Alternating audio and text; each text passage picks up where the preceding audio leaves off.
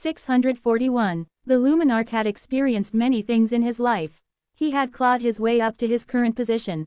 He had made many sacrifices and met many more powerful people. He thought he had seen it all. That he had experienced it all.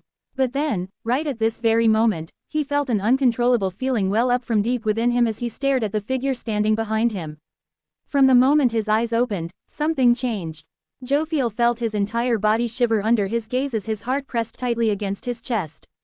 No, I have to do something quick. His every instinct screamed at this moment. They screamed, danger. And no, this makes no sense. He didn't understand what was happening, but he had to move quickly. Extending his hand, the sword in his grasp grew even brighter as his expression twisted, and he took a step forward in an attempt to attack the merchant. But right as he was about to move, the merchant raised his hand and pulled it up in one single motion. What? Jophiel's feet came to an abrupt stop in that moment. He wanted to move, but found that he couldn't move at all. Ha! Ha! His chest rose and fell unevenly, his breathing growing rougher and rougher. Sweat started to form in his palms, his chest trembling even more as his legs remained glued to the wooden floor. Move, move, move! Jophiel screamed at his body. Told it to move, but as if he had lost complete control of it, his body refused to budge at all. What in the world was happening? Jophiel slowly raised his head to see the merchant staring at him, his clear eyes staring right at him. Right into him. That was when it suddenly hit Jophiel. Staring at the distant figure, he felt his breath leave his body. Why does he look so big? He took a step back. This time, his body listened to him. But the trembling didn't stop. Staring at the merchant in front of him, he felt a deep and primordial feeling within his body. He didn't understand it at first, but he soon understood it. Fear. Yes, he was feeling fear. Fear. Me. Jophiel tried to deny the possibility, but as his palms grew more sweaty and the heavy feeling in his chest grew, the feeling became more and more obvious, and as it sank into his mind, Julian's figure became even larger in his eyes. His pupils dilated, and his eyes trembled. And no, he started to look pathetic. But this wasn't something he could control. He had long since lost his ability to control his mind. Right at this very moment, his mind was within Julian's control as the purple orb within Joffy's body rose uncontrollably. It expanded so much, completely overwhelming the other orbs within his body. His behavior didn't go unnoticed by those around, as everyone stared at the scene in shock. What was going on? Was this really the Luminarch? For him to be rendered in such a state? How was it possible? Nobody could believe their eyes. But then, they all turned towards the source of it all. Towards Julian, who stood indifferently before the Luminarches. His gaze flickered continuously. Hazy, clear, hazy, clear, hazy, clear, hazy, clear. It was a chilling sight. One that made many shivers. In this very moment, Julian appeared extremely terrifying. The purple orbs within the chests of those around him started to rise. This was an unintended effect of his actions. However, Julian couldn't control it. He was still not in full control of his powers. But this didn't matter to him. He had one goal at the moment, and that was to get rid of the Luminarch before him. To get the ship moving. Everything else was meaningless. As such, Julian continued to fiddle with the Luminarch's emotions. In this state, he felt in complete and utter control. He knew that the Luminarch was within his grasp. So was everyone around him. At this very moment, nobody could stop him. But at the same time, Julian started to feel it. He started to feel the slow and steady dissipation of his character. His eyes grew hazier and hazier. The clarity that had been present moments prior started to fade completely. At the very moment, Julian felt his consciousness starting to grow numb. He was starting to fade. He was threading extremely dangerous territories. But this was necessary. He couldn't afford to let go of this feeling as Lazarus started to take over. Be it Julian or Lazarus. They both understood just how important it was for them to hold on to this sensation. This sensation was the key to reaching the 5th level of emotive magic. This had been their goal their entire time, and so, they couldn't let go of the feeling. All they wanted to do was cling to this feeling. Memorize it, internalize it, and finally, embrace it. More and more orbs appeared within the bodies of all the people around him. Lazarus raised his hand. The orbs within a selected few rose. Like balloons, they expanded more and more. Lazarus wanted to see what would happen if he raised them more. And so he did. He focused his attention on a specific individual as he raised the purple orb within their body. No, no. As if sensing that they were being targeted, the man took a step back, but his body refused to move. Lazarus fixed his gaze on him. Or more specifically, the purple orb within his body.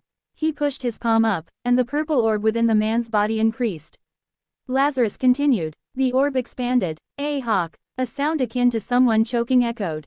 It spread throughout as Lazarus ignored it and continued to push things further. The purple orb increased in size. The man's face turned completely pale. His mouth opened and closed, but no words came out. His entire body was trembling, and his pants showed signs of leakage. It looked like he had been completely overwhelmed by fear. Lazarus stared at the result in front of him before settling his gaze back on the Luminarch. What would happen if he tried it on him? The thought crossed Lazarus's mind as he raised his hand. However, just as he was about to repeat the same thing, he heard Anne's frantic voice from beside him. The reinforcements from the temple are here. Get the ship to continue moving. Raise the shields. The moment her words echoed, Lazarus turned his head to see several groups of people appear from a distance. His eyes narrowed before turning back to the petrified Luminarch. He could still see some defiance in the Luminarch's eyes, and Lazarus thought about finishing him directly, but he stopped. His eyes grew even more hazy. Talk. He took a step forward, the sound of his step echoing throughout as he made his way towards Jophiel. What are you doing? The Luminarch's body tensed as he saw Lazarus walking up to him. No, not yet, not yet. He needed just a little bit more time. He needed a little bit more time to escape the current predicament. He had panicked before, but he was starting to understand the situation. The man before him was an emotive mage. A terrifying one at that. As a tier 8 mage, Jophiel's mind was rather strong. It was only natural considering his strength. However, in the face of the man in front of him, it was all useless. Just what sort of mental fortitude had he reached? Jophiel tried to steady his mind, trying his best to pull the shackles away from his mind. But his attempts were futile as a soft voice echoed in the air. There's no point in struggling anymore. Jophiel's mind blanked at the sound of the voice as his head slowly lifted towards the merchant, whose eyes were even hazier than before. You should give up your meaningless struggle. It's over. No reinforcement is coming for you. Something about the voice felt enchanting. It pulled at his thoughts and mind.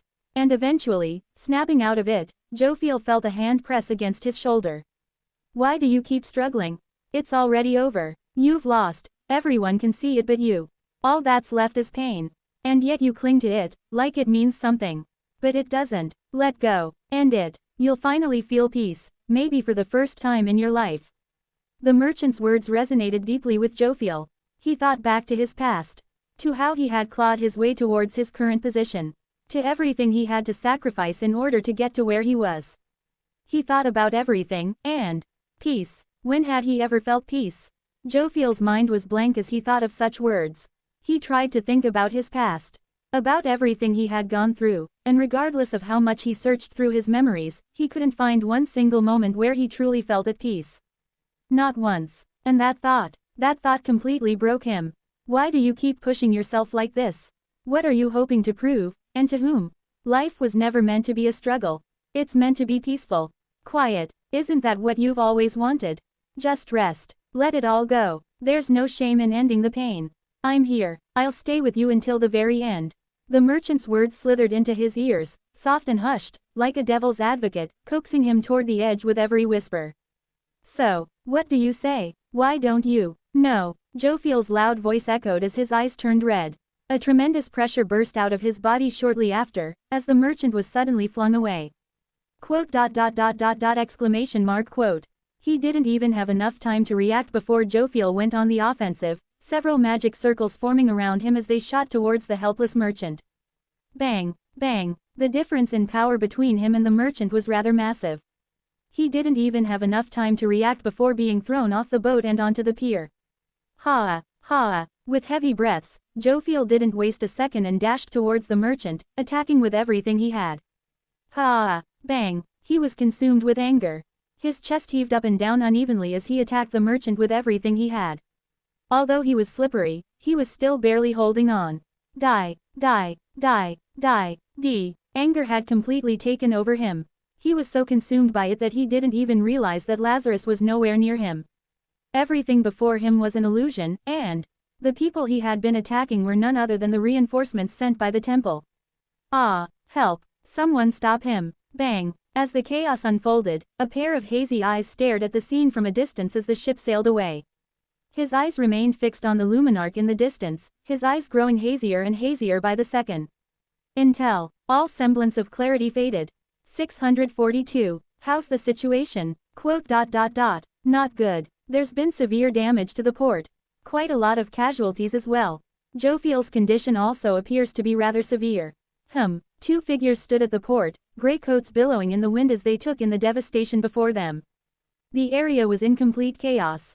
Shattered ships littered the water, storefronts lay in ruins, and bodies were strewn across the ground. It was safe to say that the damage was quite extensive. What exactly happened? Do you have any idea? Raphael asked, his expression clouded as he looked at the scenes. It had been an entire day since the incident had occurred, and he, alongside Dante, had been sent over to investigate the situation by the goddess Sanctum, the main temple of the goddess of light. I'm reviewing the reports, and it seems Jofiel was investigating Anne, one of the seven lords, following a tip about her and a few others being targeted by the Great Primordial One. Quote. Right, I did read about that. Raphael's brows furrowed momentarily. The situation felt a little weird. Something about it felt somewhat off. Who exactly was the one who gave the tip? It appears to be Silas.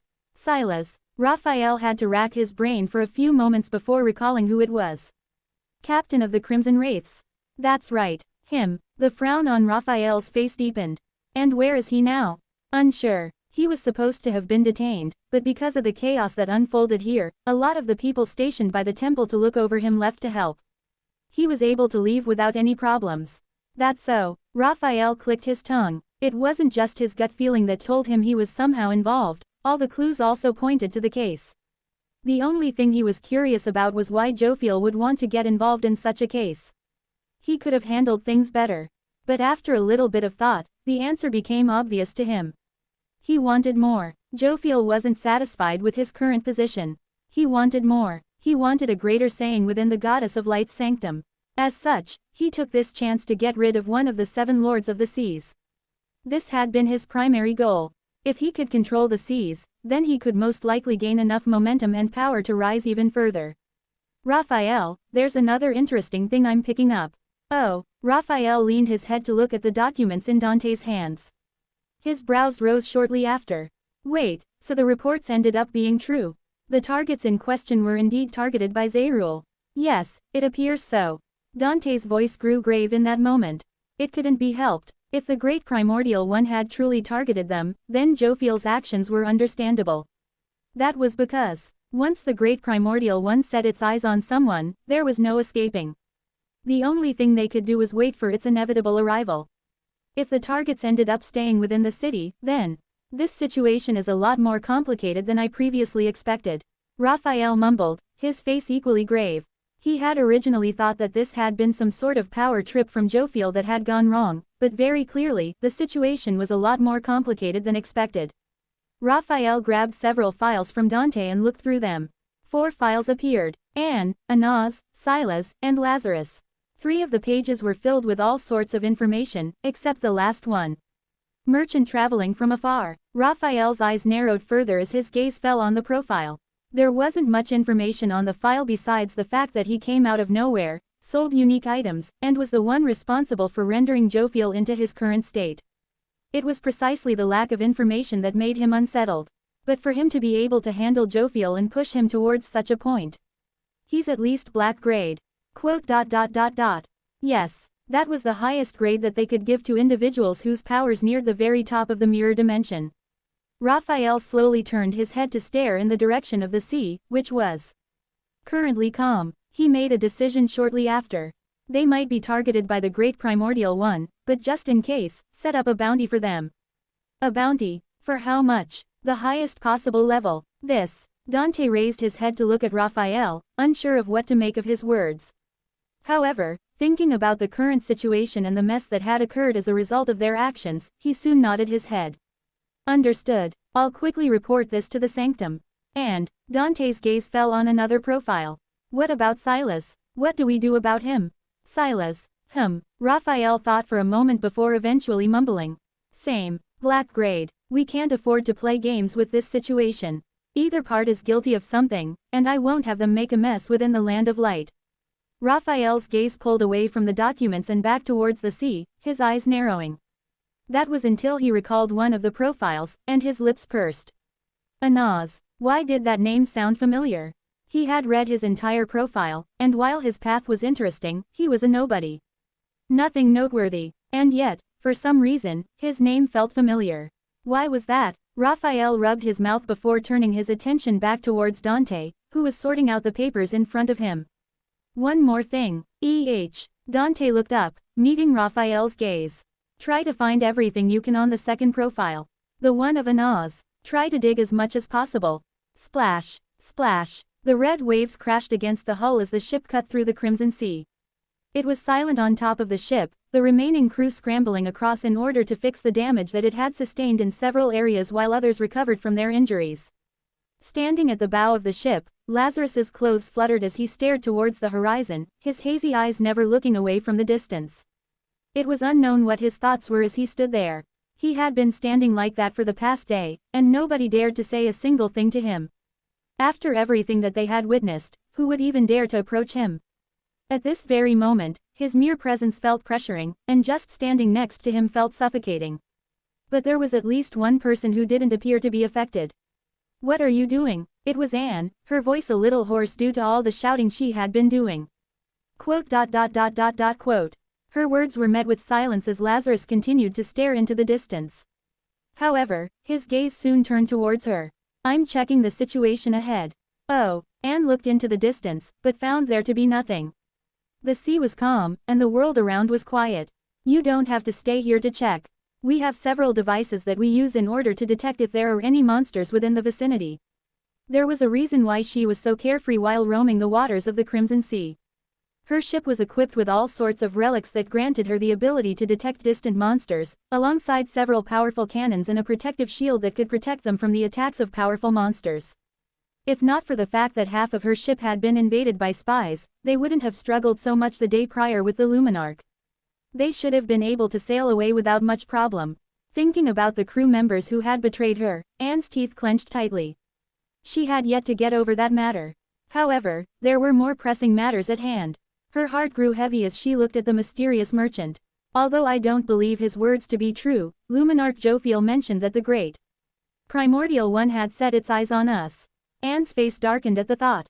If that's the case, the best course of action for us is to immediately find land and get away from the waters. Quote. Lazarus remained silent while listening to her words. But there's one problem, it's that we can't go back. Lazarus finally spoke, finishing the sentence for her. Correct. Anne closed her eyes and nodded. Most of the shores fall within the goddess's domain. If we return that way, we'll be targeted by her forces. But we can't follow the coastline or move sideways into another region either, those territories are under the Primordial One's control.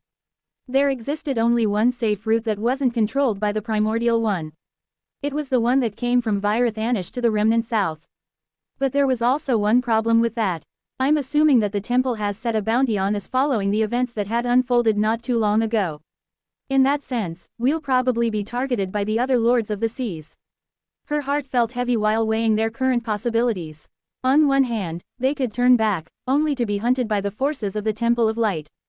On the other hand, they might attempt to slip into regions beyond Panthea's reach, but those lands belong to the Primordial One. The final option was to press forward, though that path would almost certainly lead to a confrontation with the other lords.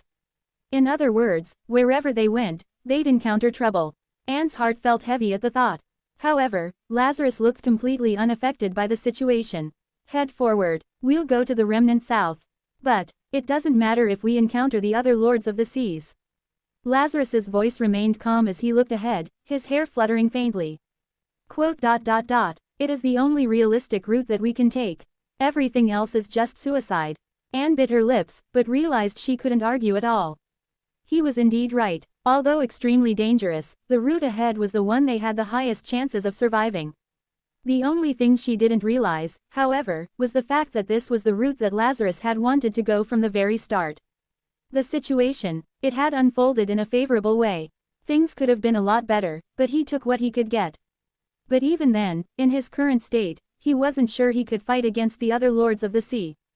His emotive magic had made a qualitative leap, but he was still not capable of tapping into such power freely. He needed more time to consolidate everything. In the meantime, Lazarus slowly turned his head to look at Anne. Anne turned her head, and their eyes met. His next words left her stunned. Train me. Teach me how to fight in the water. Chapter 643 Training 1. You want me to train you? Anne was stunned upon hearing the merchant's words. However, thinking about it, his words made sense. If they were to truly encounter one of the lords during their journey, then realistically, he wouldn't be able to do much. Information about his incredibly emotive abilities had probably already reached their ears. All they had to do was get into the water, and his emotive abilities would slash significantly. In order to stand a chance against them, he truly needed to learn how to fight in the water. So, will you help me? Anne looks at him and sighs. What choice do I have? They were on the same boat right now. Literally and figuratively. The stronger he became, the better it was for them. That's good. Lazarus's lips curled faintly as he turned his attention towards the sea. Staring at him, Anne started to ponder their situation. The shortest time it'll take for us to reach the remnant south is 1 month, while the longest can be up to 4 months, depending on the situation ahead. Along the way, I expect we'll meet one of the lords halfway. That means you'll need to be ready by then, within the next month. The other lords weren't the only dangers within the sea. The Crimson Sea was fraught with all sorts of monsters. Along the way, they'd have to be careful of them. Although the ship had all sorts of ways to tell if there were monsters near them, it wasn't always going to detect them. Not only that, but they also had to maintain a certain speed.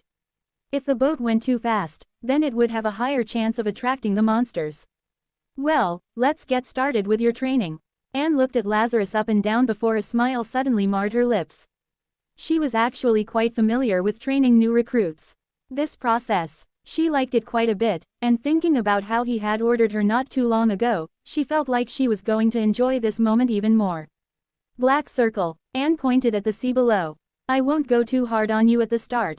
For now, just jump onto the waters and start swimming. Lazarus's face remained the same as he looked at her.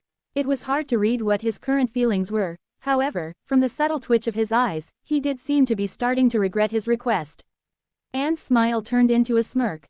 What, you're already starting to regret it? Lazarus remained silent while staring at her. Eventually, he closed his eyes and shook his head. No, I don't. However, I'm having trouble understanding how this would help. I'm a mage. You think I don't know what you're thinking? Anne cut Lazarus off, looking back to see one of her crew members walking to her with a certain book in his hands. It was a blue book that appeared rather worn out. Anne grabbed the book and tossed it to him. Here, catching the book, Lazarus opened to the first page, where he saw a complex magic circle. His eyes narrowed as he counted the runes. 1, 2, 3, 18. There were a total of 18 runes. An intermediate ranked spell. This is an intermediate ranked spell called water breathing.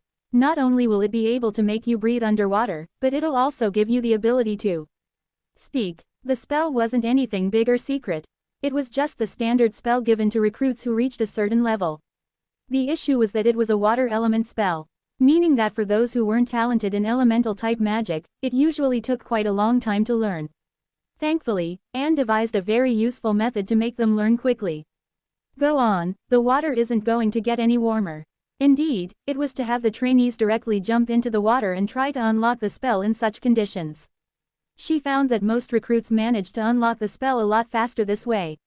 It wasn't necessarily because she was targeting the merchant, and as if understanding her intentions, Lazarus secretly sighed to himself before he started to remove his clothes. Woo tilde, at. Anne whistled the moment she saw him take off his clothes and reveal his perfectly chiseled body. His body was so perfect it almost seemed to be fake. This was the first time she had seen someone like this. It inevitably attracted her attention. Now that I think about it, he does look quite handsome. He also appeared to be the same age as her. Anne whistled again as Lazarus removed everything but his underpants. He merely gave her a glance before opening the book again and looking through the spell. Shortly after he memorized everything, he jumped into the water. Splash. And thus, his hellish training began. One that Anne enjoyed very much. Black circle. Meanwhile, in another part of the ship, on top of the wooden railing, staring at the struggling Lazarus as he swam in the cold red waters, an owl and a cat sat. What do you think? Almighty asked, glancing at the sitting cat next to it as it started to groom itself. Putting its paw down, Pebble looked at Lazarus. He's starting to lose sight of himself. If he continues like this, it's very likely that he'll remain stuck with this personality. So you felt it too. Almighty's tone was grave as it looked at Lazarus. Especially as it was still Lazarus's will. The two of them could both feel the changes happening to Lazarus. Pebble, if the situation continued like this, they were both afraid Julian would completely fade. But then again, the human is quite capable. He should know what he's doing. I'm sure he has some sort of plan to handle this matter. You think so? Pebble looked at the owl with a questioning look. Looking back, Almighty gave a simple nod. Yes. Well, if you say so. Though Pebble was still a little worried, he had been with the human long enough to know he was capable. Wait, worried? What? It's such an intriguing sight. In the midst of his thoughts, a certain voice echoed, and the two turned their heads to see a small crab looking at them from below. A crab? Pebbles narrowed before a thought struck the cat. Could you be? Yes, that is me. This form is just a lot more comfortable for me as it allows me to move better. The crab was none other than the hive monster that had helped Julian not long ago. Seeing it like this, both Pebble and Almighty were thrown off. Not for long, as the crab looked at them with an intrigued expression. I've seen a little from your memories, but you must be the three that was able to rank up because of the human. Almighty's eyes narrowed a little after it heard the crab's words, but it soon nodded its head. That indeed is me. The owl didn't detect any hostile action from the crab. From the looks of things, it really just wanted to have a conversation with them. Moving closer, the crab sat on the wooden railing with them as its gaze fell on the struggling human beneath. In the distance, they could hear Anne shouting. Faster, faster, you're too slow, keep focused. In her hand was a whip. Wait, a whip, Katja. The water split apart as Lazarus picked up his pace. Oh my, the crab looked at the scene with worry. However, it was to its surprise that neither the cat nor the owl looked at all worried. As if noticing its expression, the owl answered. This is nothing, he's gone through much worse, and he likes it when pretty older human women hit him. Yes, yes, Pebble nodded alongside him. He must be happy right now. Katja, do you want more? Faster. See, Pebble raised its paw, pointing at Lazarus while shaking its head. Look at him slowing down. He's loving it. Indeed, looking down, the crab saw the human slow down. Katja, the whip struck the area next to him. Oh, the crab had nothing else to say. It wasn't familiar with how humans reproduced or attracted mates. This was, most probably their way of doing so. It felt weird to it, but different races had different means. On another note, the crab looked at the cat and the owl. I saw that the two of you have names. How did that happen? Our names. Pebble and Almighty looked at each other. Then, their expressions started to twist, their eyes squinting and mouths curling into devious grins. It merely lasted for a split second before they returned to their usual and indifferent selves. Turning slowly to the crab, Pebble nonchalantly looked at it. Oh, yeah, the human gave us names. It's some sort of custom they have. It's to pay homage to us in their own way. Oh, the crab listened with interest. Nonchalantly licking its paws, Pebble continued. My name is a rather respected one. It may just seem like a carelessly thought-out name, but it holds great meaning. In the human language, it means power, strength, and unity. Oh, the crab was fully invested now as the owl nodded quietly. The same goes for me. The owl's tone was even more nonchalant. My name, on the other hand, is more obvious. The mighty in my name is there to display my absolute might. Oh, the crab raised its claws, fully invested. It was so invested that it didn't notice the changes in the two animals' faces as their lips pulled further up. Finally, it was finally time for someone to suffer the same fate as them.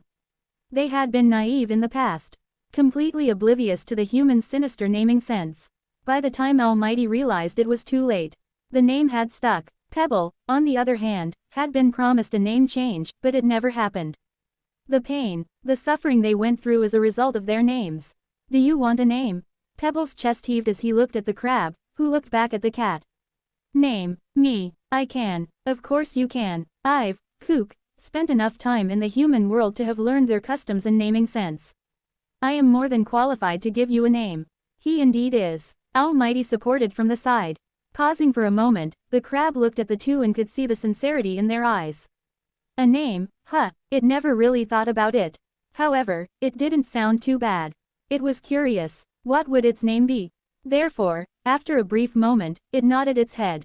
Yes, I would like a name. Kekakak, cuckoo. The expression of the owl and cat contorted even further as the two looked at their victor crab, gloatingly. Then, after a brief pause, Pebble spoke. Wobbles, Kook, that will be your name. 644. Splash. Waves crashed against the ship's hull, sending a spray of seawater across the deck and splattering against a pair of immaculate black boots. Anne stared towards the water as a figure appeared, swimming through it without a struggle. He was also keeping his head down the entire time, no longer needing to turn his head to take in fresh air. Her grip over the whip loosened slightly as she looked at the scene below. Not bad, he's improved quite a bit over the past several weeks. One could argue that the past several weeks had been hell for Lazarus. Waking up early in the morning, before even having breakfast, he was thrown off the ship and forced to follow the ship while swimming. The first few days were the worst. Because he wasn't used to swimming, and his form wasn't very good, his pace was quite slow. In order to keep up with him, the ship had to slow down.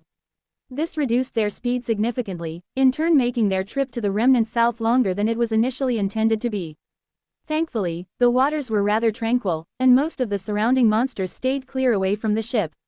But to Lazarus, the waters felt incredibly dangerous.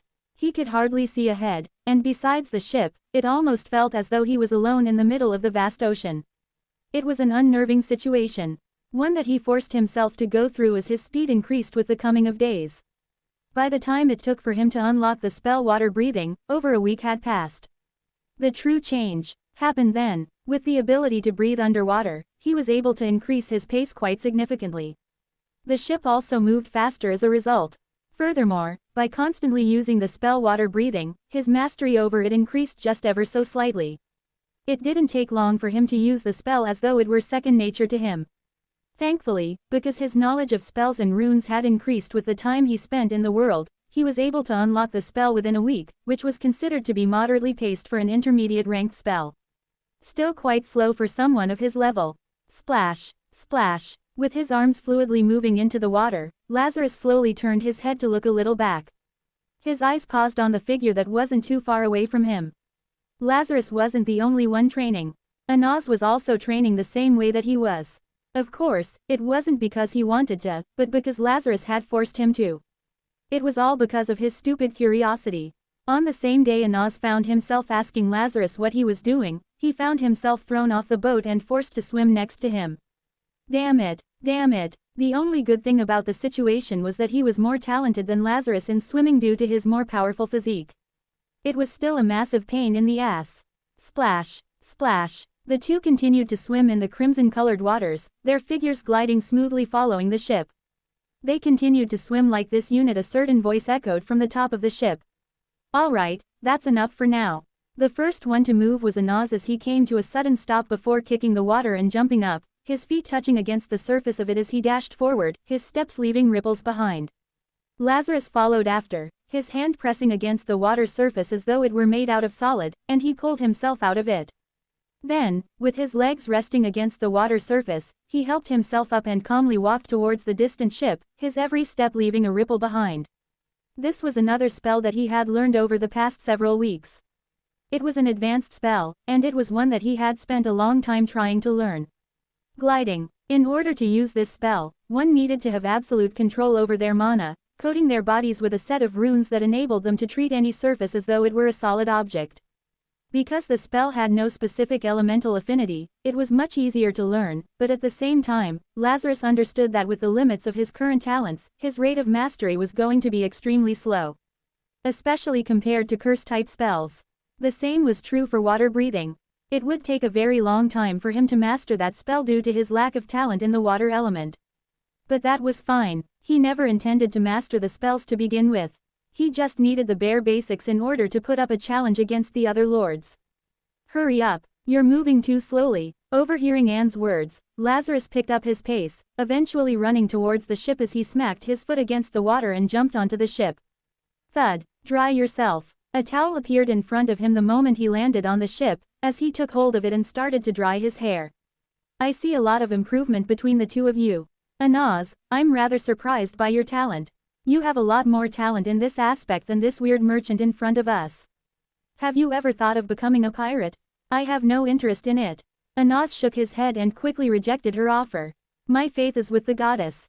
I do not have any interest in becoming a pirate.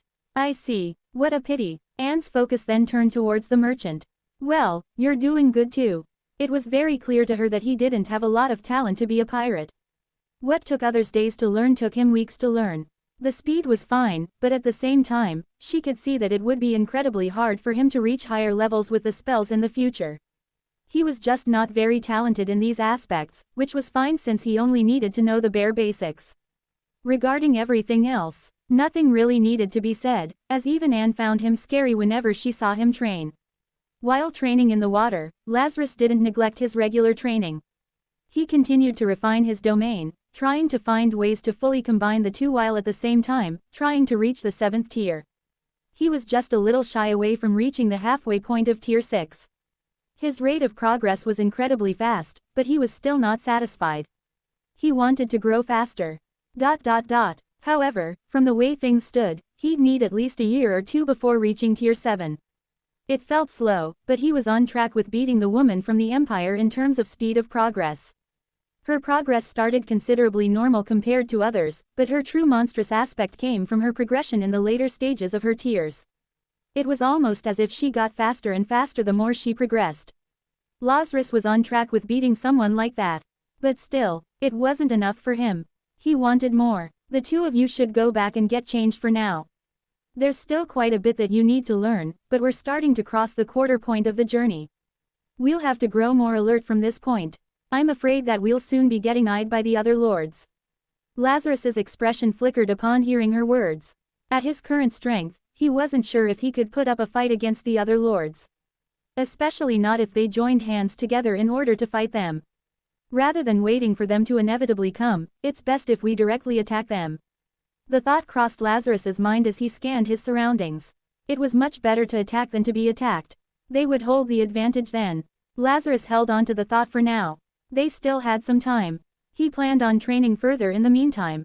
I'll think about it more when the time comes. Taking a deep breath, Lazarus excused himself and moved towards his own room, closing the door behind him. Clank. As he did, he paused for a moment and stared at his own hand. It was trembling faintly, his lips pursed, and his just barely faint hints of clarity appeared in his gaze. You better come before it's too late. Haven. It was busy in the academy. Time passed, and while not all wounds healed, the general mood had improved in a few people. At least, for now. Hand in your papers. Your exams are over. As the professor's voice echoed through the room, several figures sat silently by the desk, their bodies entirely white, as though every trace of pigment had been drained from them. Eyes closed and faint smiles on their faces, they appeared eerily serene. The figures were Evelyn, Aoife, and Leon. Congratulations on finishing your theoretical exams. I wish all of you good luck for your upcoming graduation trial. Even as the professor left and so did most of the class, they remained in their seats with their bodies completely still. Eventually, Kira arrived before them and adjusted her glasses with her finger. I take it that you all bombed the exams. Quote. The three came to life the moment they heard Kira's words as their faces scrunched up.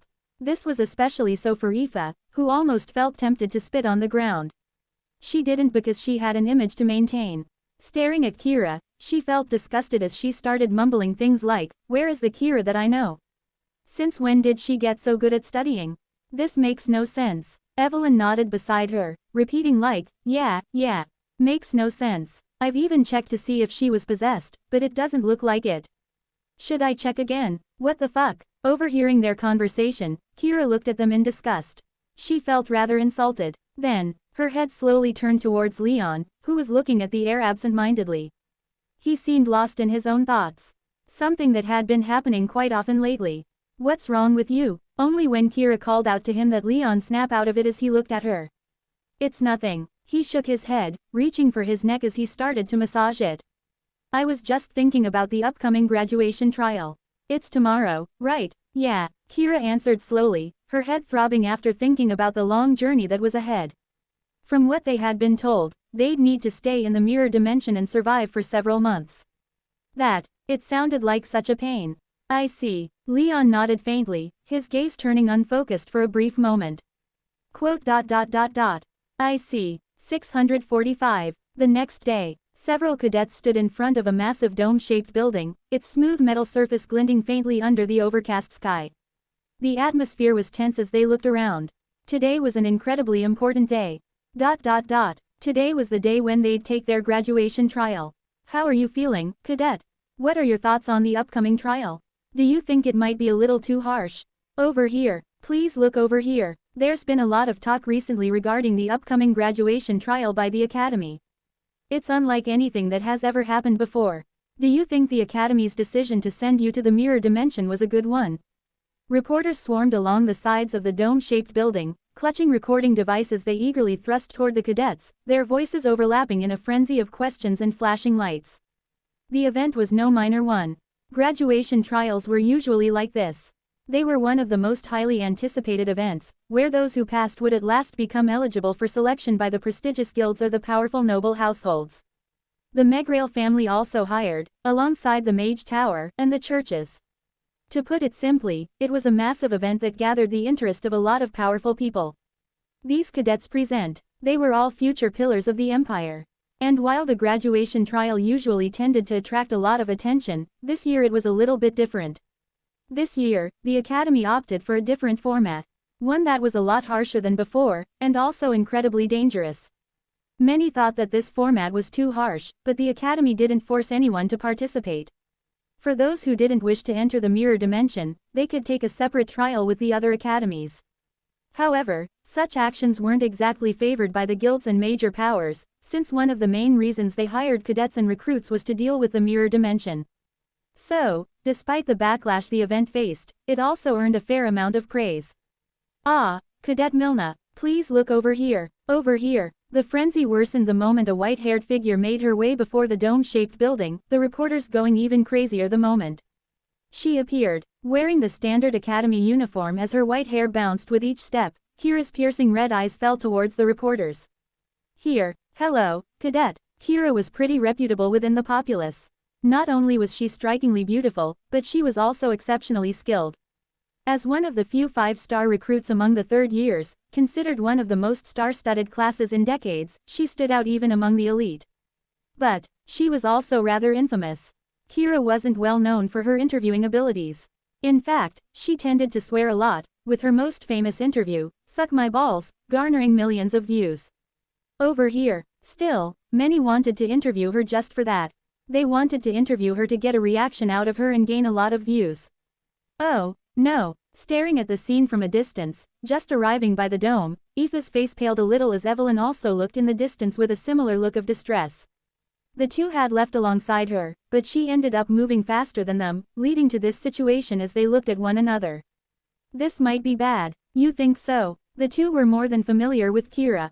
They knew about her track record with the interviews. If the two allowed her to talk, then, not good. What do you think about the recent trial? Any opinion? Quote. Kira stopped, her gaze turning towards the reporter who had asked the question, a short man with blonde hair that was neatly tucked to the side as his piercing blue eyes eagerly looked in her direction. Oh no, Evelyn and Aoife grew alarmed as they tried to reach for her, but it was too late. Kira's lips parted, and she soon began to speak. I believe the Academy's decision was a prudent one. Considering that many of us have trained extensively to confront the threats and creatures within the mirror dimension, utilizing this opportunity to demonstrate our current capabilities is a fitting choice for a graduation trial. Quote. Question mark quote. Quote. Question mark quote. Quote. Question mark quote.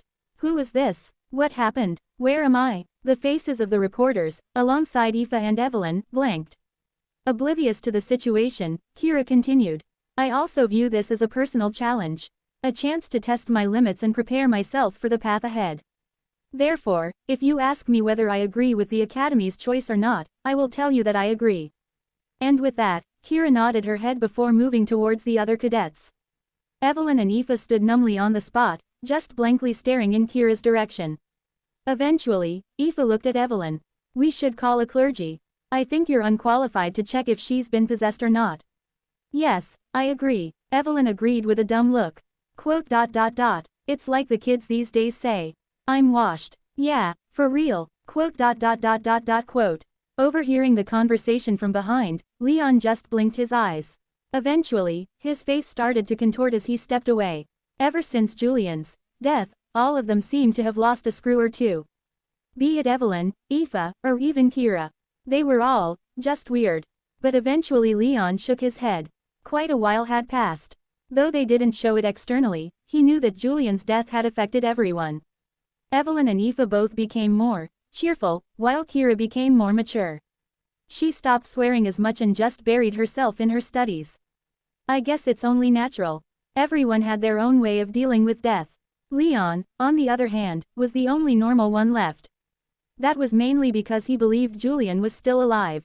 He didn't have much evidence besides that strange incident from before, but that was enough for him. He believed that Julian was alive and that he'd eventually show up. It was just a matter of when. Silently sighing, Leon looked ahead where the other cadets were gathering, and he moved forward. Wherever he is, I'm sure he's torturing some poor soul. I just know it. For that, he could only silently pray for them and wish them the best of luck. Hopefully their worth isn't high, or he might just end up selling them. At the same time, standing at the bow of the ship with his hair lightly tousled by the wind, Anaz gazed out toward the horizon, his expression distant and hollow. Oh goddess, if you can hear my plea, I beg you. Save me from this treacherous place. His face was also a little sunken. I have faithfully spread your word and strived always to remain loyal in my devotion. The black circles underneath his eyes weren't helping either. Please, if my voice reaches you, grant me your aid. I am in desperate need of your mercy. Save me from that wicked witch and merchant. Anaz placed his hands together while staring towards the white sun. What have I done to deserve something like this? Please, if you can hear me, save him. What are you doing? Exclamation mark. Anaz's face turned completely pale as he rigidly turned his face to see a figure standing not far from him, holding onto a whip as she looked at him. I didn't quite get what you said. What did you say? Anaz licked his lips, unconsciously taking a step back.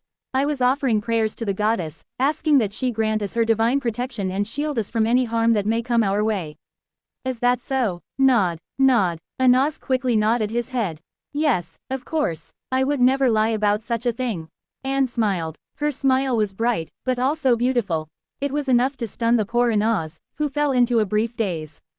But only for a brief one, as her cold words pierced his ears shortly after. Please, if my voice reaches you, grant me your aid. I am in desperate need of your mercy. Save me from that wicked witch and merchant. Reciting his words back to her, Anaz felt his body stiffen as his eyes started to tremble.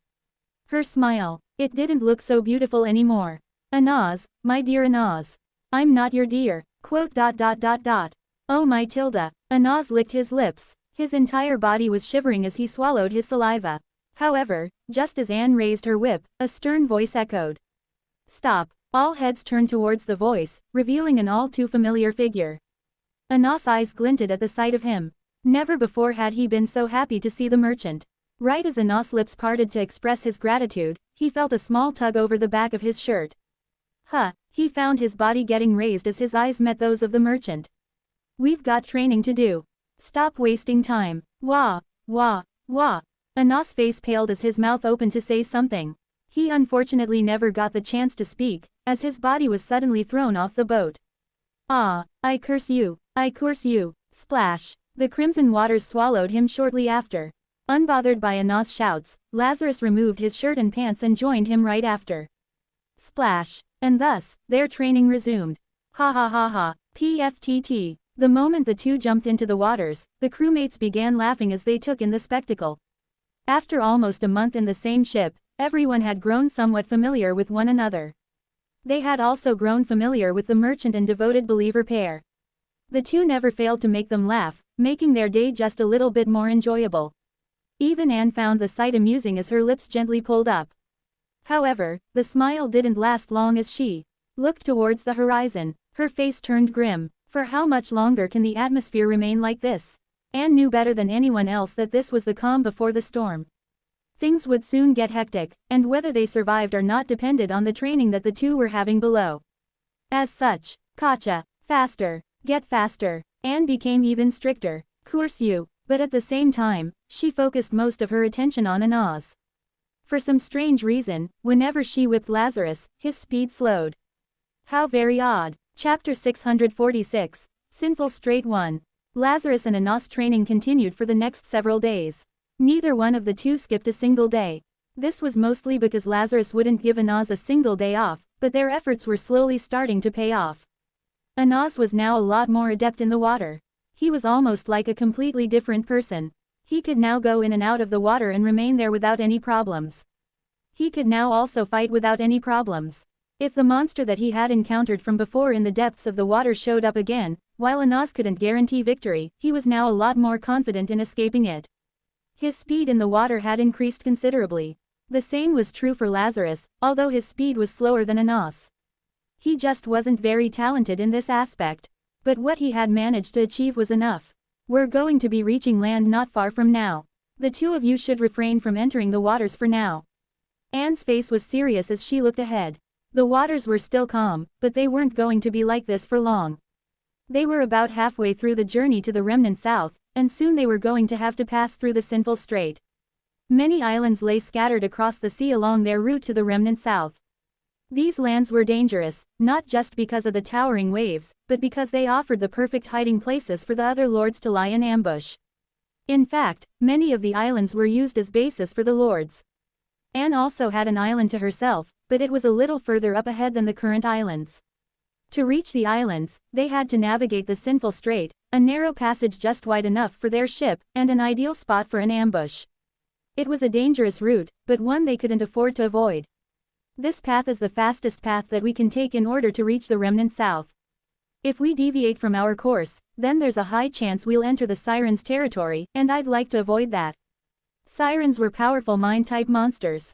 Their strength varied widely, however, among them were several terror-ranked Sirens, and even one of Destroyer rank. What made them truly terrifying was their music, a haunting, otherworldly melody that could hypnotize everyone on board.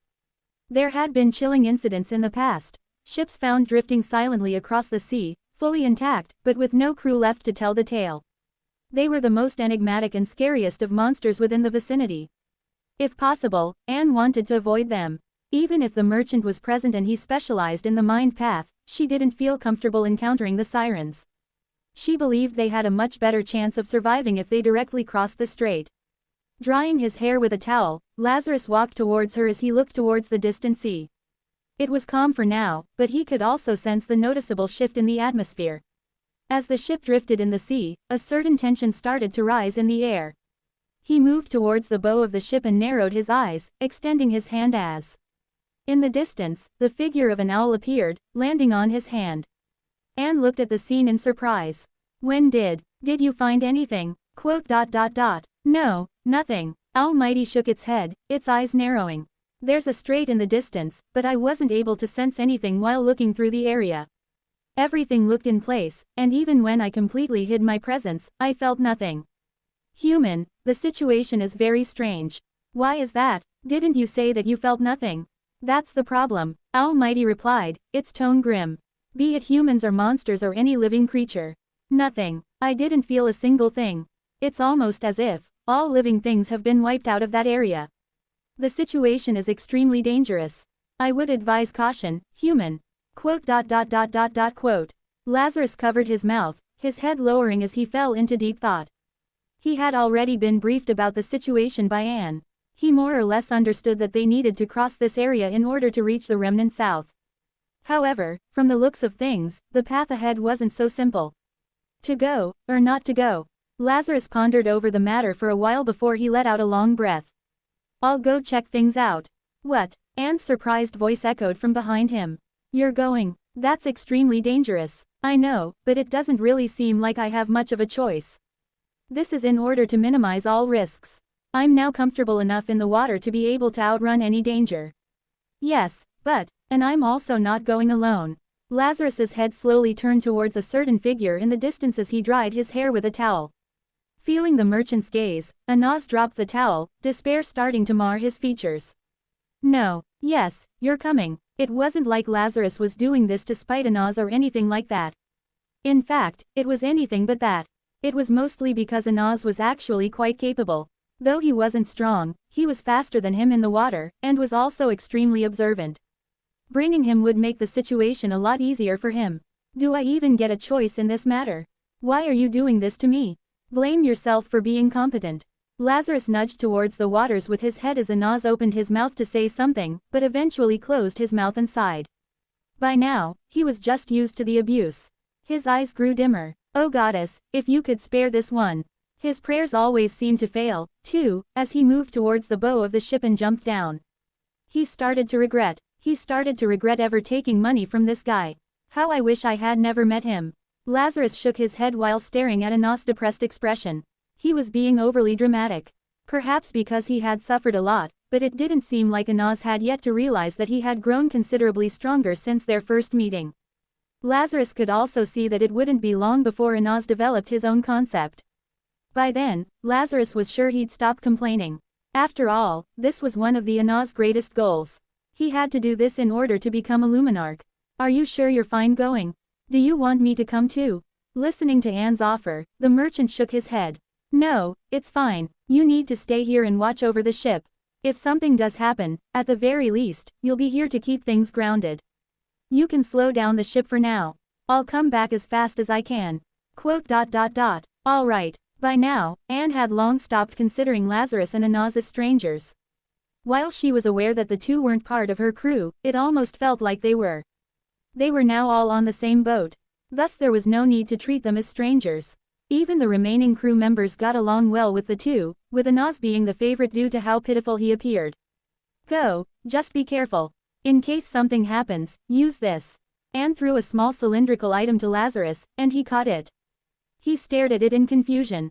It's just a flare. If something does happen, you can use the flare, and we'll come to your aid. I see. Lazarus pocketed the flare before glancing at the waters below. He didn't waste another second and directly jumped down, his foot pressing against the surface of the water as it rippled beneath. Anaz stood not far from where he was, his head hung low. Lazarus's lips curled just ever so slightly before he proceeded to rush ahead, his eyes focused towards the direction from which Almighty had come, ripples forming beneath each step he took. Anaz followed him shortly after, his speed not any slower than his. I really do regret taking money from him. The Sinful Strait, once called the Sunda Strait, was a narrow and treacherous passage through the Indonesian archipelago. It had earned infamy over the years, not just for its violent tides, but for the countless ships that vanished within its waters, alongside the numerous pirates. Over time, the land had changed dramatically, the strait had narrowed, its waters now funneled between cliffs that had grown taller and more jagged, like the jaws of a closing mouth.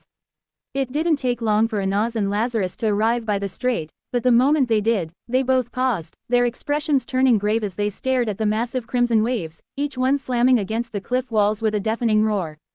The cliffs on each side stood towering above them as water splashed around, the distant strait covered in a strange fog that prevented them from seeing deep into it. Boom, boom, the waves continued to smash against the cliffs as Anaz turned toward the merchant, his expression grim. We're not entering that, are we? There was a subtle trembling in Anaz's voice as he spoke. The more he looked at the strait, the more unsettled he felt. Lazarus also felt the same way as he did and pressed his lips together. His mind told him not, but at the same time, he also didn't feel a single living thing within the strait. No life, no, nothing. Something was off, but he couldn't quite tell what it was. Boom, as another wave exploded by the cliffs, Lazarus looked back. Eventually, he waved his hand and cast Lament of Lies on the two of them, obscuring their figures completely. Let's go. He nudged his head towards the distant strait and moved towards it. Although he understood that something was off about the strait, he didn't really have a choice but to investigate. In order to reach the remnant south, this was the most optimal place for them to go. He couldn't afford to delay the situation. As such, making up his mind, he increased his pace as he moved toward the strait. If you don't want to go, you can go back, the merchant said without looking back, his figure moving closer and closer to the strait. Anaz opened his mouth, but looking back and seeing the empty sea, his face sank. He didn't even know the way back. Not only that, but going back alone somehow felt scarier to him. In the end, Anaz could only stare at the merchant with a defeated expression. Ah, shit, biting his lips, he followed the merchant from behind. He regretted, so much. 647. Boom, the waves crashed violently, rising several meters into the air before slamming down with explosive force. Water sprayed over the surroundings, drenching the merchant and Anaz, who both instinctively slowed their steps, as if the sea itself was trying to push them back. This is crazy. Anaz covered his face with his arm as he looked ahead, trying his best to see through the dense droplets of water that sprayed in the air. Each time a wave crashed against the rock, a thunderous boom echoed through the air, and the expressions on Anaz and the merchant's faces grew increasingly grim. Eventually, Anaz's head lifted towards the massive jagged black cliffs as he thought of something and suggested, instead of going into the strait, why don't we just directly climb up and see how the situation there is? We can also overlook the strait from above. The idea was good, and it made sense. It also felt a lot less dangerous. Plus, if the other lords are trying to set up an ambush, I'd say that would be the perfect place to do it. I would certainly set it up there. Anaz felt that his reasoning was good. And thus, as he looked at Lazarus, he hoped that he'd agree, but no, the merchant didn't even hesitate to shake his head while staring at the strait. Anaz immediately protested. What? Why? If the boat won't be going from up, it will be going directly into the strait. There's also the fog present that makes it hard to see what is happening below. Going up would simply be a waste of time. But there's also no need for us to go there directly. Lazarus raised his hand as an owl appeared. Anaz's face sank as Lazarus raised his hand and the owl shot in the air. I've got someone else who can take care of this job perfectly. Quote. Staring at the owl, what could Anaz even say? He just really wanted to go up. It seemed a lot better than whatever was inside the strait. I really can't have a moment of peace with this guy. Let's go. There's no time to waste. And so, Anaz could only begrudgingly follow the merchant toward the strait, residual waves splashing over them as they moved forward, unfazed by the crimson water that splashed towards them. Boom, boom. The relentless roar of the waves grew louder and more overpowering the closer they drew to the strait. By the time they crossed its threshold, the booming was nearly deafening, like someone pounding a drum right beside their ears. It felt uncomfortable, but the two were able to ignore it as they entered the strait, letting the fog slowly consume them. Then, darkness. Everything turned dark, with Anaz just barely capable of seeing ahead as he made out the faint silhouette of the merchant. Stay close. Don't stray too far from me. As the crashing sound of the waves grew muffled, Lazarus's voice became more audible. Quote. I wasn't planning to. Anaz moved cautiously as the fog grew thicker with the steps that they took, the water rippling right beneath their feet. A certain chill spread through, making Anaz shiver slightly. The cold was followed by an uncomfortable smell that lingered in the air. It was different from the usual iron-like scent. This smell, it felt more rotten. But what exactly could this smell be? Anaz looked around, but had a hard time seeing much ahead as the fog was incredibly thick. The darkness also swallowed them from all sides.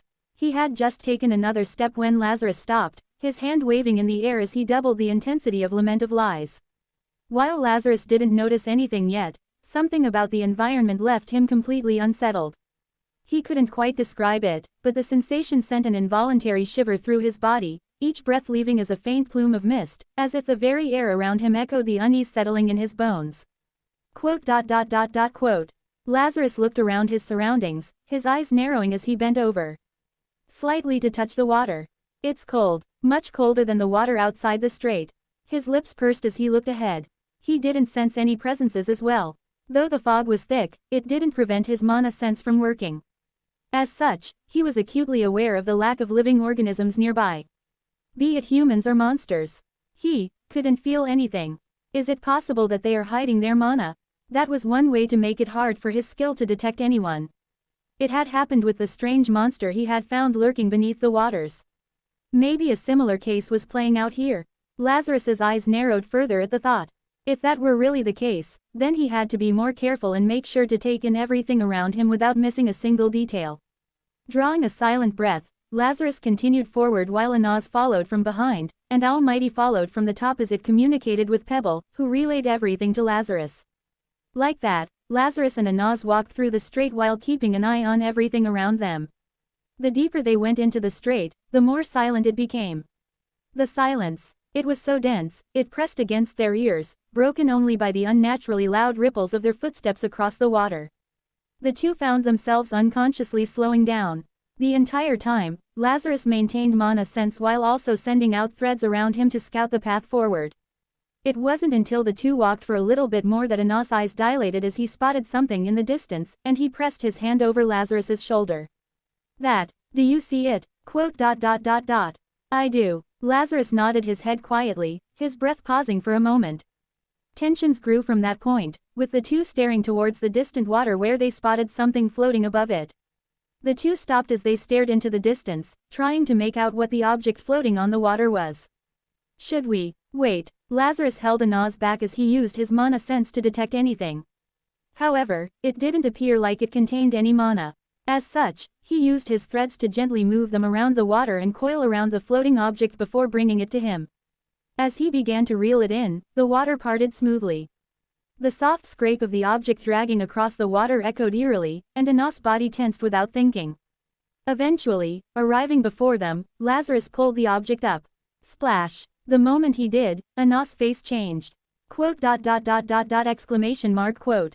Anas took a step back, his face turning pale as he stared at what appeared to be the hand of a person, dangling by the thread as the grotesque image of the severed limb imprinted itself in his mind. Anas felt his heart thump wildly within his chest as he looked at the merchant, who showed no emotion at the sight. And it made sense considering that they had seen much worse during their fight prior. However, the reason why Anas grew tense wasn't because he found the image repulsive, but because of the location they were in. Looking at the severed hand, it still seemed fresh, meaning that whatever had caused the situation was still present. "We should go, I think." Anas was never able to finish his words as he saw the merchant stare into the distance, his expression extremely grave. When Anas turned his head, his face similarly changed as he spotted several objects floating across the water surface in the distance. The more they walked, the more they appeared, and as Lazarus leered them in, Anas felt the breath leave his body. That was because another arm, this time a leg, another arm, it's different, a head, they all appeared to be the remains of people. There were so many of them, and all so fresh. Staring at the scene, the sense of unease grew more and more as Anas looked towards the merchant, his sense of urgency now impossible to hide. "We have to leave. Something about this entire situation is off. I think that." Splash! As Lazarus retrieved another object from the water, Anas stopped. His face. No, not just his face. His entire body froze. Staring at the head that was being lifted by the merchant, Anas blinked his eyes slowly, hoping that what he was seeing was just an illusion. However, as he blinked his eyes and the face remained the same, the sense of dread that had been creeping before him heightened to an extreme as he quickly turned around, grabbing the merchant by the shoulder and pulling him. "We have to go, now." The fear in his voice was all too evident, his tone trembling as well as his body. "Go as fast as you can, hurry." Ripples formed on the water surface as he dashed towards the entrance of the strait with all his might. "We have to run, we have to run." Anas' panic was unmistakable, his breaths rough, every hair on his body standing on end as an invisible weight pressed down on him. The sense of dread crept forward like cold fingers slithering up his spine, reaching from behind, invisible but unmistakably close, as though something just out of sight was leaning in to grasp him. "There's no doubt that's him. I'm sure that's him." Running forward, Anas thought about the head, and then all the bodies that were scattered throughout the water. He was unsure at first, but now he was certain. Those bodies. They belonged to the Vulcan Raiders, one of the 7 major pirate crews that roamed the Crimson Seas, led by the infamous Deadbolt Vulcan. And that very last head he saw. That one belonged to none other than Deadbolt Vulcan, one of the 7 Lords of the Sea. Oh, no. 648. Ha. Heavy breathing echoed through the strait as Anas rushed ahead, his footsteps stirring ripples in his wake. His heart pressed heavily against his chest as he moved ahead, an intense sense of dread washing over his mind. "We need to leave, now." He didn't know what was going on, but for one of the 7 lords to be killed like this, it couldn't be anything good. Ha. As his rough breathing echoed throughout the otherwise silent strait, Anas turned his head to look behind him, hoping to see Lazarus following from behind, but Anas stopped, his eyes blinking as his chest grew heavier. He was nowhere in sight. Wah, where did he go? Anas quietly swallowed, his lips pressed into a thin line as he scanned his surroundings. To his shock and rising dread, the fog had thickened so drastically that he could barely see beyond a few meters. With the darkness already pressing in, he felt utterly blind. He was alone and blind. The silence around him heightened as his breathing grew even rougher. Oh no. Looking around, Anas found himself losing all sense of orientation as he had trouble finding his bearings. Was I running this way, or this way? He looked all over, but felt completely lost. His face sank, and his heart sped. I need to stay calm. Calm. Anas secretly prayed to the goddess while he moved a little forward, hoping to spot the side of the strait. So long as he managed to find that, he'd at least have some sort of bearing. There. Thankfully, it wasn't too far from him as he managed to spot the rough and tall rock surface. Placing his hand over it and feeling the cool touch of the rock, he slowly lifted his head and looked up. His eyes lit up. Right, who said that I have to move along the strait? I can just move up. I'm sure that merchant is also doing the same thing. It was the most logical and safe route. Anas pressed a hand against the rough outer rock, found a secure hold, and hauled himself upward. With his current physique, climbing a tall cliff was an easy task, as his movements were nimble. Even if he didn't find any foothold, he could just make one. Yes, this is much easier. A smile formed on Anas' features as he slowly climbed up. However, splash! The moment he climbed up, the top of his head seemed to hit the surface of the water as it suddenly became submerged. Ooek! It was as if the world had suddenly flipped. Jotting his head out of the water, Anas looked around to see his entire body deep within the dark crimson waters of the strait. What the hell happened? He looked ahead to see the rock surface he was climbing. Wah! Wasn't he just climbing it? How in the world did that happen? The sense of unease and dread that Anas had been feeling grew even more pronounced at this very moment as he looked at the rock surface before him with deep apprehension. Don't tell me. No, maybe I just lost my bearings. I'll try again. Clenching his teeth, Anas reached for the rock once more, dragging himself out of the water to resume his climb. This time, he didn't bother searching for a foothold, he slammed his foot against the rock face, carving a path upward through force alone. If something went wrong, he wanted to know exactly where and why. He was also a lot faster than before. Anas believed that speed could have been the key. But, splash! Yet again, his face sank into the water, and the world around him flipped. Quote. Resurfacing out of the water, Anas looked towards the rock surface, and his entire face changed when he stared at it. There, he could still see the markings he had left on the rock surface. They moved up before slowly, taking a turn and moving back down towards the water.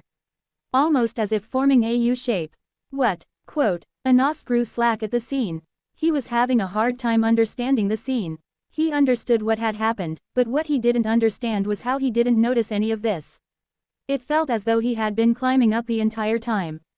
How did? Anas, what are you doing here? Quote. Anas' thoughts were stopped by an abrupt whisper. His head flicked back, but he saw nothing. With his entire body growing rigid, Anas quickly got out of the water as he stood above its surface. His eyes scanned the surroundings with deep apprehension. And then, splash! A hand shot out from the water, grasping Anas' ankle directly. Quote. Anas didn't even manage to get any words out before a figure he was all too familiar with popped out from the water. Anas, don't leave your mother alone. It's been so long. Not far from Anas, calmly walking the surface of the waters, Lazarus looked at his surroundings. It was calm, and the darkness around him had completely swallowed up his vision. In spite of this, he didn't look at all fazed. With his connection with Almighty still there, he knew exactly where he needed to go. However, soon, Lazarus's brows furrowed. Something about this place feels odd. He couldn't quite put it into words as he looked around. The fog had seemingly grown denser, and all noise ceased. All at once, it was as if every sense but touch and smell had been stripped away. The biting cold still clung to him, seeping into his skin, and the stench of decay grew stronger. Lazarus came to a stop as he observed his surroundings. Quote. His eyes eventually paused towards the distance, where he felt a strange disturbance. His mana started to circulate, and Pebble appeared right next to him, its pupils small as he looked towards the distance. Soon, the faint image of a silhouette appeared. It drew closer and closer to him, until their features were revealed. Quote. With unmistakable gray eyes that he could never forget, and a face that could only be described as stupid, Leon appeared, his face a little pale and his body disheveled. Meeting Lazarus's gaze, his eyes shook. I finally found you. His voice trembled as the two's eyes met. Do you know how much I've gone through to look for you? Do you know how much I've struggled? His voice was frail, and his face turned even paler. If it weren't for my sharp senses, it would have taken me longer. But I figured it out. Even if you erase my memories, I'd still know what you did. You weren't exactly subtle about it. I've had my suspicions, but I was right. You are still alive. Leon's face shook as he looked at Lazarus. You are still alive. He began to laugh, although his laugh felt forced. You won't believe how much. How cheap. Lazarus cut through Leon's words as his hazy eyes looked ahead. Staring at the figure, he felt nothing. Though his finger trembled, he felt nothing. He just saw a figure that appeared to have been close to the guy he had once been. But Julian was no longer here. He was Lazarus, and as such, retrieving his sword, he directly swiped it in the direction of Leon. Swoosh. What are you doing? His body was severed in half, fading into the fog. The coldness in Lazarus's eyes turned deeper as he took another step forward. But as he did, several more figures appeared. Fucker, that shit was harsh. What are you doing? Why are you attacking Leon like that? Do you know how hard it was for us to find you? Why are you doing this to us? What is wrong with you? Lazarus recognized all of them. Kira, Evelyn, Aoife. The three appeared out of nowhere, their figures similarly battered. It almost looked like they had gone through a tough struggle to get to where he was. And yet, Lazarus's face remained impassive. He raised his hand again and swiped down. Swoosh. Their figures were sliced in half once more. As if the familiar figures had no effect on him, Lazarus continued to move forward, Pebble whispering to him things as he moved towards the right path. More familiar figures continued to show up before Lazarus. Kalian, swoosh. Keys, swoosh. Linus, swoosh. Whoever stood in his way was sliced in half. His eyes remained unmoved, and his spirit unbroken. No illusion could affect his mind. That was until brother Noel showed up. For just a moment, Lazarus's feet slowed. It was just a moment, but that moment was present, and as if sensing the weakness, the fog grew denser. Brother, please help me. I need your help. Ithras, he's found me. Lazarus's heart skipped a beat, his hands slowly balling into fists as his knuckles turned white. Brother, please. Noel drew even closer than before, his body showing signs of injuries. Slowly holding onto his chest, he took another step towards Lazarus. However, just as he drew closer, Lazarus raised his hand and sliced down. Swoosh. Fa. Noel was similarly sliced in half. Lazarus's eyes turned cloudy at the sight before taking another step forward, but it was then that another figure showed up. Her glossy black hair fluttered in silence as her deep black eyes, deeper than the darkness around them, fell on him. Why? She mumbled, her eyes shaky and her expression pale. Why? Lazarus stopped once more. However, this time, he couldn't move. He found himself unable to move, his heart pulsing with more intensity than it had ever done before. He stared at the figure standing before him, his expression slowly starting to change before settling back to normal. Even before everyone else, he remained steadfast. Even before his brother, even before Leon, but before her, Lazarus felt his insides stir as his face paled. Do you love me? Delilah moved forward, a tear tracing down her cheek as she took slow and steady steps towards him. You left me. I know it's my fault, but you left me. The tears streamed down her face as she moved closer to him. She felt so vivid, so clear that for a moment, the deep haze within Lazarus's eyes faded. He started to show emotions. And soon, Delilah stopped before him, her thin finger pressing up against his chin and slowly lifting it. Her lips pursed as the two stared at each other. Until she slowly moved her head down. Lazarus's eyes shook at the sight, his eyes closing to meet her gesture. But then, the haze returned, and his heart stopped. Gradually opening his eyes, he clenched his hand and sliced down. He could never forget the look of shock and betrayal on her face as he sliced down on her. Swoosh. What? Why? Lazarus could only shake his head while taking a step forward. I am not him. His voice calmly echoed through the fog. I had once felt, but now I'm unmoved. It came almost as a whisper, yet it cut through the fog like a blade. This is what makes me, me. The haze completely took over his eyes. Lazarus. 649. Anaz, there's no need to worry about a little injury like this. Bleeding just helps get the bad blood out. Trust your mom, all right. Anaz could still recall his mother's comforting words. The words she used to say whenever he got hurt or injured as a child. The mirror dimension was a treacherous place. It was a place where survival was a luxury. And yet, somehow, he had managed to live all the way until his current age, 28. One could say he was lucky. But was he really? Mom. Anas stared at the figure clinging to his ankle, his eyes trembling. He recognized her at a glance. How could he not recognize the woman who had birthed him and taken care of him since young? Anas. The kind smile was also there. The warm one that she would always give him. My son, how are you doing? Her voice trembled as she looked at him from below. Staring at her, Anas felt his body grow weaker. How long had it been since he had last seen her? His chest trembled, his lips shaking. A certain pain he had long forgotten resurfaced in his chest as he looked at her. How are you here, Mom? You're supposed to be dead. He had merely been 15 when she died. It was a disease that took her life. In order to provide for him and make sure that he would survive, she took several odd jobs. The jobs were harsh. Haha, you don't have to worry about me, Anas. I'm fine. This is, okay. Single quote. Are you full? There's more if you want. I'm fine. Just enjoy yourself. One day, I'm sure you can help me. It's good. I'm fine. I'm fine. I'm fine. I'm fine. I'm fine. Anas always remembered his mom for the same exact words she would always tell him.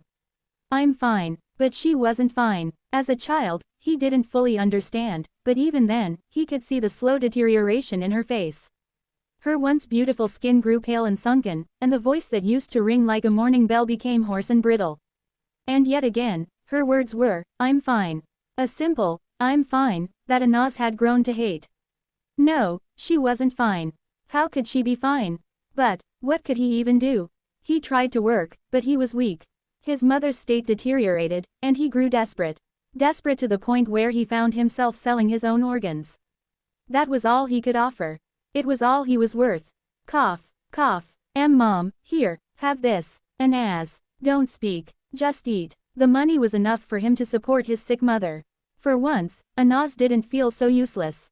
He felt useful, wanted, appreciated. He continued to feed his mother, but her condition never seemed to improve. Mom, just stay. Let me take care of you. When money ran dry, he'd sell something else. To take care of his mother, Anas was willing to sacrifice this much. But, Anas, lost completely in his own plight, Anas didn't even realize the look his mother was giving him. He was just so mindlessly focused on taking care of her that he didn't notice the look that she gave him that day. He only came to realize it once it was too late. She had taken her own life. And no, it was as if his entire world came crashing down that day. The sole reason for his life, gone. Just like that, on that day, Anas remained stuck in the very same room her mother was in. He didn't move, he couldn't move, he could only stare at her. Completely lost, and by the time he regained himself, he found himself standing in front of a large mirror. That was when he saw it. His own reflection, pale face, sunken cheeks, sunken eyes. Is that me? Anas was at a loss while staring at the reflection. It looked nothing like he did in the past. He was completely different. He looked more like Mom, and that was when it finally hit him. She was just like him. To keep him alive, she sold the things that shouldn't have been sold. The things that were meant for them and them only. And it was that moment of realization that drove Anas to despair. His entire body grew numb. On that day, he lost all reason to live. He was just a mindless corpse. One that roamed the streets of Vairathanish, just waiting for his eventual death. He was numb to everything. Even pain. No, but there were times he felt it. Times when the cuts in his arm made him feel something. But then, he'd recall his mother's words. Anas, there's no need to worry about a little injury like this. Bleeding just helps get the bad blood out. Trust your mom, all right. Anas forced a smile each time. Staring at the blood seeping out from his dried-up skin, he started to wonder if he was made of nothing else. His days grew numbered, until the darkness finally took over his vision. Finally, he could go. Finally, he could return to his mother. He could. What are you doing? In the midst of his darkness, he saw a light. A light so intense it nearly blinded him. When he managed to open his eyes again, he was met with a sight that felt like staring into the sun itself. It was so bright, so warm, and so delicate. It was also then that Anas recalled that on that day, the living saint of the Temple of Light would come to Vairathanish. At that moment, their eyes met. He was looking straight at him. Straight to someone like him, and his hand reached towards him. It looks like you've allowed the world to defeat you. His voice was just as warm. But you're in luck. The hand pulled him back up. The goddess does not care about your origin or status. The goddess cares for everyone deeply. I'm her direct emissary. My words are hers, and my care is hers. So, I hope we see each other again soon. I hope you aspire to be someone who will one day share the same love that the goddess has. Anas' life changed from that moment. The temple took him in. They fed him. They provided him with a shelter, clothes, new organs, and ambition. His life changed drastically from that moment. It was also in that moment that he started to worship the goddess. She was his everything, his life. He wanted to repay her kindness. Without her, he would have long succumbed to the darkness. His mindless drive for the goddess stemmed from that point. She was there at his lowest point. She picked him up, and she made him new again. His blood was no longer bad, and he was now whole again. For the goddess, for the goddess, for the goddess. The goddess was all he thought about and his sole driving force. Anas, it's been so long since we've last seen each other. As his mother's voice echoed again from below, Anas' lips stopped trembling. This was an illusion. His mother was dead. That part of him was also dead.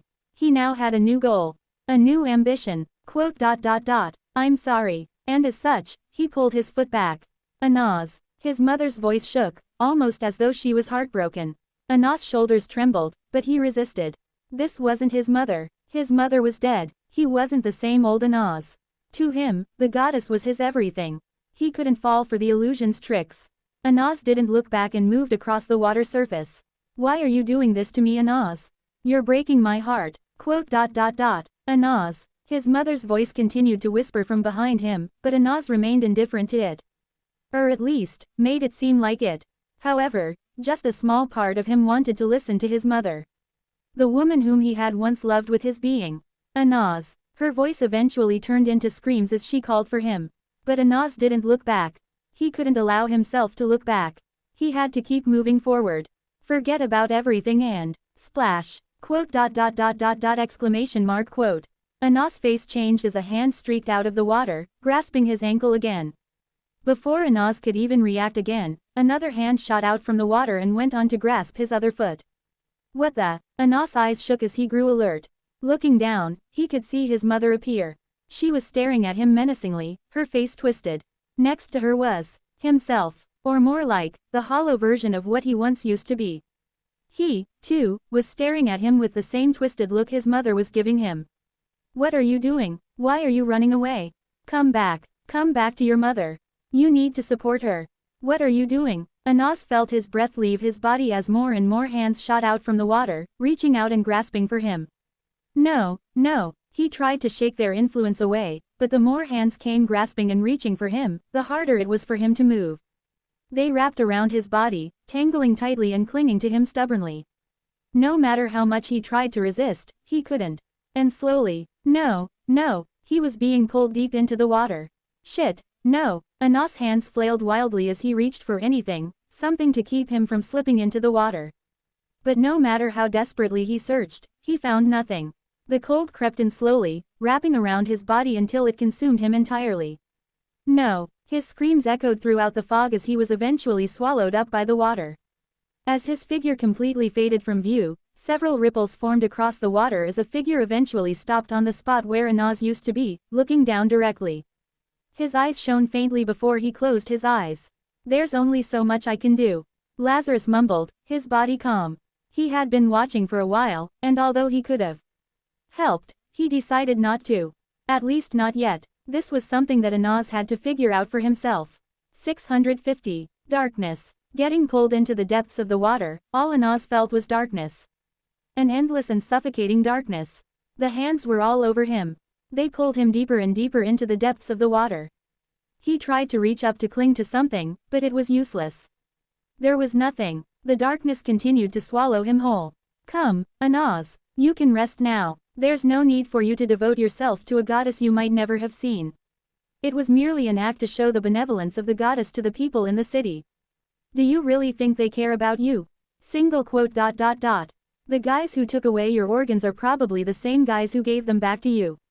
It's all the same. I know you know. So stop clinging to them. Just let yourself go. The deeper he sank, the louder the voices became. So did the number of hands. They pulled him deeper and deeper into the water. Although Anas had the ability to breathe underwater thanks to his new skill, at that moment, he couldn't use it.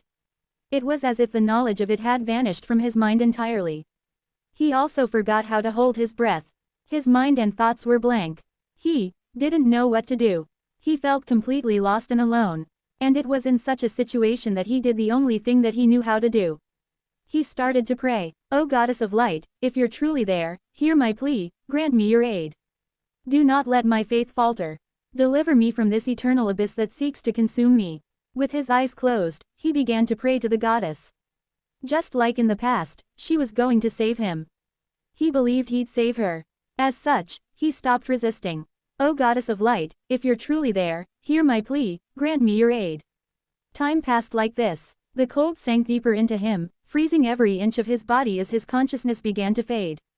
And yet, Anas continued to cling to the hopes of the goddess saving him from the darkness that swallowed him. She had done it before. He believed in her. Goddess, where are you? As time went on and the darkness closed in around him, Anas felt a growing sense of unease take hold. His goddess. She had yet to answer his prayers. Was he not praying enough? Anas curled himself into a ball as the hands continued to drag him down. "O Goddess of Lig, HT, if you, truly there, hear my, grant me your aid." He wasn't able to say the words properly this time. His consciousness was fading even more. His chest tingled, but he continued to pray. It was all that he knew to do. However, regardless of how much he waited, the goddess never answered his prayer. All he felt was the silence of the world around him. It was quiet and cold. His mind was slowly starting to slip, and in that moment, Anas came to a thought. Did the goddess forsake me? Did she forget about him? Were his prayers useless? Was he useless? Were all his actions and devotion for nothing? No, it can't be, she must be busy. I am just. Anas' body was entirely pale now. His face was also pale beyond recognition, and around him, the hands had now practically surrounded him from all sides. Anas tried to resist, but he knew it was too late. The hands were too strong, and he had no energy in his body. His eyes opened, and for a fleeting moment, he caught the redness of the water.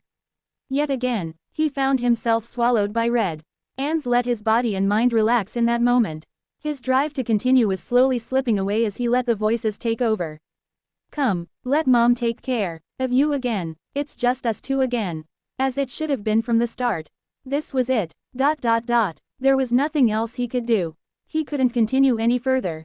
This was. Within his fading consciousness, something stirred. Is this how you're going to let things play out? An all too familiar voice whispered in his mind. Ah, Anas felt like laughing. Now his voice was also in his head. He shook his head. He'd much rather die hearing the voice of his own mother than his. Are you really going to give up after all the struggle you've gone through? The voice whispered again, and Anas found himself smiling. What would you know? You know nothing about me. Yes, I do not know much about you. However, I've observed enough to know you are someone who never grew up. Ah, Anas almost felt the energy return to him, his eyelids trembling as if trying to open. What the fuck did he know? What the fuck did he know about the struggle he had gone through? About all the sacrifices he made. About his org. You were never allowed to grow up. Quote. Anas paused. The voice continued. You adapted. You became what was necessary in order for you to survive. You read moods, groveled when you needed to, and softened your presence. Anas felt something stir in his chest. He wanted to deny the words, but found himself unable to. Why couldn't he deny them? Quote. You learned to take care of others before even learning to take care of yourself. Learn to take care of others before learning to care for myself. That's. Anas tried to deny the words again, but realized he couldn't. You had no space to be messy.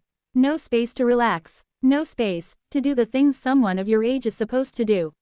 You cling to goals and ambitions, not because you want to truly achieve them, but because they give you a purpose. A reason to live. The words felt like powerful hammers against Anas' chest as his slowly beating heart started to quicken. Blood flowed once more into his body. You had no childhood, and as such, you never grew up. What you thought was your childhood was just you trying to survive. You learned to survive, but forgot about everything else that came with survival. Like, learning how to rest, learning how to laugh, learning how to cry, learning how to feel anything. You're nothing but a shell of a human driven by the single-minded goal that is disguised as nothing but a reason to live. No, you don't believe in the goddess. Bullshit. You just needed an excuse to cling to your life. Bullshit. Anas started to feel angry. His devotion to the goddess was real. How could he question his devotion? How could he? And there's nothing wrong with that. What? None of this is really your fault. But it is. Of course, it's my fault. Whose fault would it be but mine? You were never given time to grow up. To understand what it means to take care of yourself. To trust anyone. To ask for help. Anas' chest stirred. Ask for help. To whom? In this world, who would help me? There's one right before you. The silhouette above him started to become clearer as he bent down to look at Anas. I may not be the friendliest of people, but I do take care of the people that I employ. So, let me help you. Let you help me. Anas felt his chest stir. Help. Was he really allowed to receive help? Someone like him. Splash. The water above him stirred, and Anas managed to open his eyes to see a hand reaching out for him from above. It dove deep into the water and towards him. Why could he see the hand? It was so clear, and Anas felt his own hand move. He reached towards the outstretched hand and tried to grasp it. But, that's what I'd like to do, but no. The hand pulled away the moment he tried to reach for it. Single quote. If I help you, you'd just end up repeating the same thing all over again with the goddess. What? I'm not the one who was supposed to help you. You aren't, but didn't you just say? You're the one who was supposed to help yourself. You can rely on others to help you, but at the same time, you need to learn to help yourself. I could see you immediately close up in the water and pray for your goddess to help you. You've become too reliant on her. I don't want you to become too reliant on me. Focus. His voice was soft. Focus on your thoughts and mind. Focus on everything around you. Anas' mouth opened, but it soon closed as he tasted the water. It tasted horrible. What is your goal? To help the goddess. The goddess isn't a goal. It's a means to a goal. But, what is your goal? Anas' lips trembled. What was his goal? It was to help the goddess. That had been the goal the entire time. But, was it really? Was that his goal, or was his real goal something else? Are you forgetting my previous words? What? You need to grow. Stop clinging to things that tie you down. Anas' chest quivered. Let go of the weights holding you down and allow yourself to grow. Can I really do that? I have no use for someone that is tied down by weights they themselves can't bear. It's time to cut them loose and grow up.